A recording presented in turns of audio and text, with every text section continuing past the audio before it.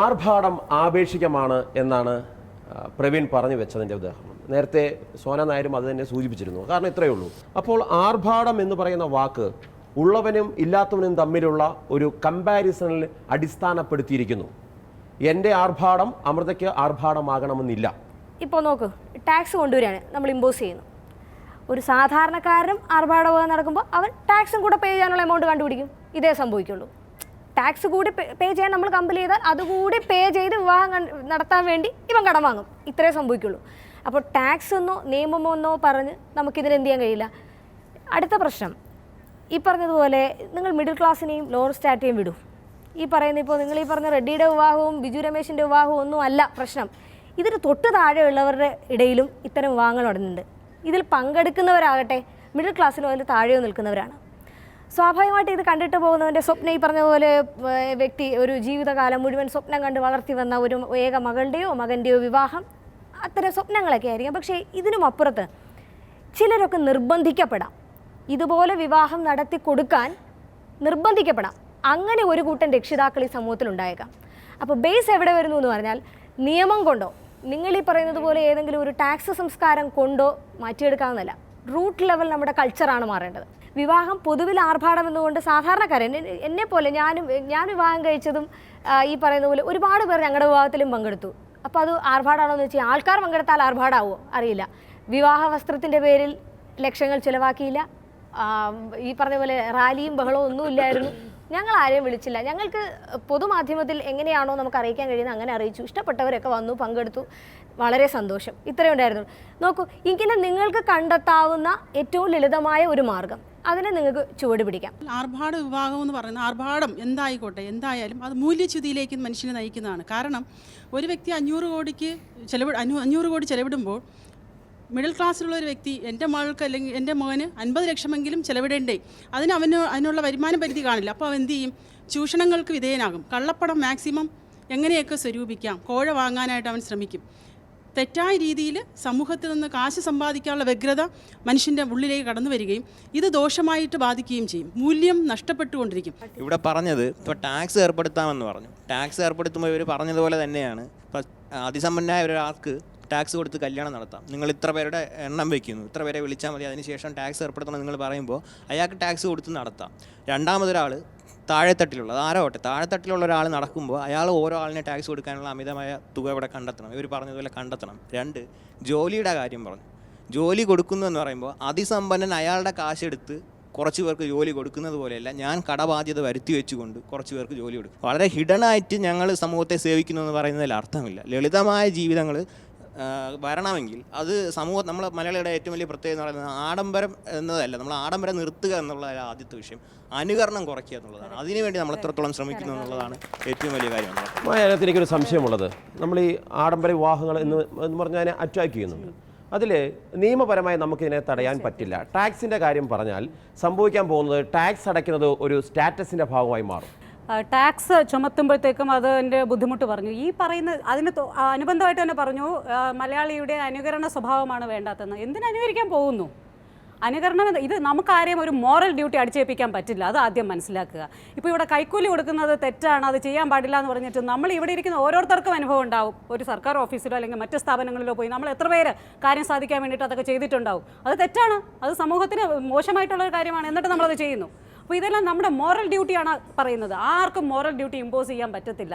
ഏതൊരു കാര്യവും സാധിച്ചെടുക്കണം എന്നുണ്ടെങ്കിൽ ഒരു ലീഗൽ ഡ്യൂട്ടി തന്നെ വേണം. നിയമപരമായിട്ടുള്ള അല്ലാത്ത കാര്യങ്ങൾ, നിയമപരമായിട്ടുള്ളതേ നമ്മളിവിടെ പാലിക്കുന്നില്ല. അപ്പോൾ പിന്നെ നിയമപരമായിട്ടല്ലാത്ത കാര്യം നമ്മൾ ആരെങ്കിലും പാലിക്കുമെന്ന് തോന്നുന്നുണ്ടോ? അതുകൊണ്ട് മാത്രമാണ് നിയമത്തിൻ്റെ ബലം വേണമെന്ന് പറയുന്നത്. ഇവിടെ ഇപ്പോൾ ടാക്സ് ഇമ്പോസ് ചെയ്യുന്ന പറഞ്ഞ് സാധാരണ രീതിയിൽ നടക്കുന്ന ഒരു മീഡിയം കല്യാണത്തിനല്ല പറയുന്നത്. ഇത്തരത്തിൽ നമുക്ക് പ്രകടമായിട്ട് ആഡംബരം എന്ന് തോന്നുന്ന വിവാഹങ്ങൾക്കാണ് പറയുന്നത്. നേരത്തെ ഒരു ഡൗറി നിരോധിക്കണം എന്നൊക്കെ പറഞ്ഞപ്പോൾ ഒരു കുഞ്ഞോട് പറഞ്ഞാൽ അങ്ങനെയാണ് വേണ്ടതെന്ന്. എന്തിനാ പോകുന്ന ആ കല്യാണത്തിന്? രക്ഷിതാക്കൾ എന്തിനു ഫോഴ്സ് ചെയ്യണം മക്കളെ? ഇവിടെ ഇരിക്കുന്ന എത്ര അമ്മമാർ സമ്മതിക്കും എൻ്റെ മകൾക്ക് സ്ത്രീധനം ഒന്നും കൊടുക്കില്ല എന്ന് പറഞ്ഞ് കല്യാണം നടത്താൻ? സത്യം പറഞ്ഞാൽ കല്യാണം കഴിക്കുന്ന കുട്ടികളാണ് തീരുമാനിക്കേണ്ടത്. ഇപ്പൊ ഈ നടന്ന ഈ ആർഭാട കല്യാണത്തിന് തന്നെ ആ കുട്ടികളെ തീരുമാനിച്ചിരുന്നുവെങ്കിൽ അതെ, ഒരു എനിക്ക് പരിധി ഇങ്ങനത്തെ വരെ ഒരു ഇത് കല്യാണം വേണ്ട. ഇങ്ങനെയൊന്നും വേണ്ട എന്ന് അതായിക്കോട്ടെ. പറഞ്ഞിരുന്നുവെങ്കിൽ. ഈ പറയുന്ന ജനറേഷൻ ഇനി ചിലപ്പോൾ അങ്ങനെ വന്നേക്കാം, അത് നല്ലത് തന്നെ ആയിക്കോട്ടെ. അപ്പോൾ ഒരു ലീഗൽ ഈ പറയുന്ന ഓരോ സമൂഹം ഈ പറയുന്ന നമ്മുടെ ഇടയിൽ തന്നെയുണ്ട് ധാരാളം മതപരമായിട്ടുള്ള റെസ്ട്രിക്ഷൻസ് വന്നു കഴിഞ്ഞു. ഇപ്പോൾ തലേ ദിവസത്തെ പാർട്ടി വേണ്ടെന്നോ അല്ലെങ്കിൽ ധാരാളം ആഭരണം ഇട്ട് നടത്തേണ്ടെന്നുള്ള അതൊക്കെ വളരെ നല്ല കാര്യം തന്നെയാണ്. പക്ഷേ ആ മതസ്ഥർ തന്നെ അത് എത്രത്തോളം പാലിക്കുന്നുണ്ട്. വലിയ വിലയ്ക്ക് നമ്മൾ മന്ത്രകോടിയും കല്യാണ പട്ടുസാരിയും ഒക്കെ ഉടുക്കും. ഇതൊക്കെ ഉടുക്കാറുണ്ടോ? ഈ ഡ്രസ്സ് അന്ന് കല്യാണത്തിനിടുന്ന ഇത്രയും 101 പവൻ അല്ലെ 105 പവൻ നിങ്ങളുടെ സിനിമാ താരങ്ങളുടെയൊക്കെ കല്യാണത്തിന് കണ്ടിട്ടുണ്ട്. വില കൂടിയ വലിയ ഡ്രസ്സും അവിടെ തൊട്ട് ഒരാൾ പിടിച്ചുകൊണ്ട് നടന്ന് ഇങ്ങനെ പോകുന്ന ഡ്രസ്സും ഒക്കെ ഇടുന്ന കണ്ടിട്ടുണ്ട്. ഇതൊക്കെ പിന്നീട് കവലയിലൊക്കെ ഇട്ടുകൊണ്ട് നടക്കാറുണ്ടോ?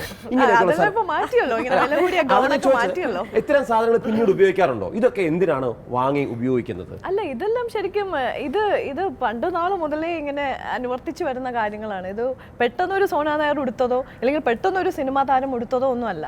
എത്രയോ വർഷങ്ങളായിട്ട് നിങ്ങളെ അനുകരിക്കുന്നുണ്ട് ജനം. അല്ല, അത് അവരുടെ വിവാഹം എന്നോ കാണുമ്പോൾ ആകണമെന്ന് ആഗ്രഹിക്കുന്നു, നിങ്ങളെ ആരാധിക്കുന്നു. ആഗ്രഹം എനിക്കും ആകാമല്ലോ. എനിക്കിപ്പോ ഐശ്വര്യയെ പോലെ എനിക്കും എന്റെ നിന്നും ഉയർന്നു നിൽക്കുന്നവരെ ചിന്തിക്കാമല്ലോ, ആഗ്രഹിക്കാമല്ലോ. പക്ഷെ എനിക്ക് എൻ്റെ ഒരു ബാക്ക്ഗ്രൗണ്ട്, എൻ്റെ സിറ്റുവേഷൻ, എൻ്റെ പാരൻസിൻ്റെ ഇത്, ഞാൻ വസിക്കുന്ന ഒരു ഇടം, ഇല്ലെങ്കിൽ എനിക്ക് ആൾക്കാർ തരുന്ന ഒരു റെസ്പെക്ട്, സൊസൈറ്റിയിൽ എനിക്കുള്ളൊരു മാന്യത, ഇതെല്ലാം സങ്കല്പിച്ച് നോക്കുമ്പോൾ ചുമ്മാ വെറുതെ ഇരുന്ന് ഡ്രീം ചെയ്യാൻ പറ്റത്തില്ലല്ലോ. ഇപ്പോൾ ഈ അടുത്ത് നടന്ന കല്യാണങ്ങൾക്ക് പോലും വളരെ വിശേഷപ്പെട്ട നമ്മൾ ഈ പറയുന്ന ആർഭാടം എന്ന് പറയുന്ന ആ വാക്കിൽ പറയുന്ന കല്യാണത്തിന് പോലും ഈ കുട്ടികൾ നിയന്ത്രിച്ചിരുന്നുവെങ്കിൽ ഇത് എവിടെയോ എങ്ങോ നമ്മൾ പ്രതീക്ഷിക്കാത്ത ഒരു തരത്തിലുള്ള ഒരു കല്യാണമായി മാറിയേനെ. ഇത്രയും വലിയ ഉയർന്ന പണക്കാരായ ഇത്രയും പണമുള്ള വ്യക്തികൾ ഇത്രയും ലളിതമായി കല്യാണം കഴിപ്പിച്ചോ എന്ന് നമ്മൾ ചിന്തിച്ചേനെ. ഇപ്പൊ എല്ലാവരും പറയാനുള്ള ഈ ജനറേഷൻ തീരുമാനിക്കണം, ആ ഒരു കുട്ടിയെ ഒരു അഭിപ്രായം പറഞ്ഞു ആർഭാടം വേണ്ടെന്ന് വലിയ കൈയടിച്ചല്ലോ. ഈ ജനറേഷൻ തുടങ്ങണമെങ്കിൽ ആര് കാണിക്കണം? ആര് കാണിക്കണമല്ലോ. സെക്കൻഡ്, ഇവർക്ക് അങ്ങനെ ഒരു ചിന്ത ഉണ്ടാകണം, ക്യാമ്പയിൻ ഏറ്റെടുക്കാൻ ആരെങ്കിലും ഉണ്ടാവണമല്ലോ, ആ ഒരു ക്യാമ്പയിൻ ഉണ്ടാകണമല്ലോ. അതാണ് ഞാൻ പറഞ്ഞത്, സംസ്കാരമാണ് മാറേണ്ടത്. ആ സംസ്കാരത്തെ മാറണമെങ്കിൽ ശരിയായ വിദ്യാഭ്യാസം. മാനേജ്മെന്റുകൾക്ക് ഇങ്ങനെ ഒരു വിവാഹം നടത്താൻ വേണ്ടിയുള്ള തൊഴിൽ കിട്ടുന്നു എന്ന് കരുതി ഇത്തരം ഒരു അനാചാരത്തെ, ആർഭാട വിവാഹത്തെ നമുക്ക് അനുകൂലിക്കാൻ സാധിക്കുമോ? ഇത്തരത്തിൽ മാനേജ്മെന്റുകൾ പണമുണ്ടാക്കുന്നു എന്ന് മാത്രമല്ല ഞാൻ പറഞ്ഞത്. 120 കോടിയിലധികം ജനങ്ങളുള്ള ഒരു രാജ്യത്തിൽ 1 കോടിയോളം ആൾക്കാർക്ക്, അതായത് 1% ആൾക്കാർക്ക് ജോലി കൊടുക്കാൻ ഈ സിസ്റ്റം കൊണ്ട് കഴിയുന്നു എന്നുള്ളതാണ്. ഇപ്പോൾ ടൂറിസം എടുക്കുക. ടൂറിസത്തിനെ കുറിച്ചുള്ള അടിസ്ഥാനപരമായ കൺസെപ്റ്റ് എന്ന് പറയുന്നത്, ഒരാളുടെ കയ്യിൽ എക്സസ് പൈസ ഉണ്ടാകുമ്പോൾ മാത്രമേ നമ്മൾ ടൂർ പോകാറുള്ളൂ. എക്സസ് പൈസ ഉണ്ടായിട്ടാണ് നമ്മൾ ടൂർ പോകുന്നത്, അല്ലേ? അപ്പോൾ ഇന്ന് ടൂറിസം വലിയൊരു ഇൻഡസ്ട്രി ആയി മാറിക്കൊണ്ടിരിക്കുകയാണ്. അപ്പോൾ എക്സസ് പൈസ ഉള്ള ഒരാൾ ടൂർ പോകുന്നത് കണ്ടുകൊണ്ട് താഴെ ആ പൈസ ഇല്ലാത്ത ഒരാൾ, അല്ലെങ്കിൽ അവരുടെ കുട്ടികളുടെ എന്താ പറയുക നിർബന്ധം കൊണ്ട് കാശ് കടം വാങ്ങിച്ചിട്ട് ടൂർ പോകില്ലേ എന്ന് കരുതി നമുക്ക് ആ ടൂറിസം എന്ന ആ പ്രോസസ്സിനെ നമുക്ക് എതിർക്കാൻ കഴിയുമോ?